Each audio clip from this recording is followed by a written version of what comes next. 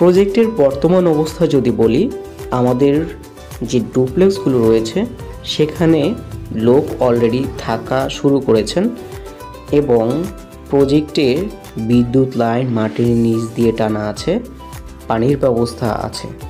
সার্বক্ষণিক নিরাপত্তা ব্যবস্থা থাকায় প্রজেক্টে এখনই থাকা নিরাপদ। আমির মোহাম্মদ গ্রুপের অন্যান্য প্রজেক্টের মতো দ্য ভ্যালি বাংলাদেশেও বাংলাদেশের স্বনামধন্য ভার্সিটিগুলো ভবিষ্যতে আসার সম্ভাবনা প্রবল।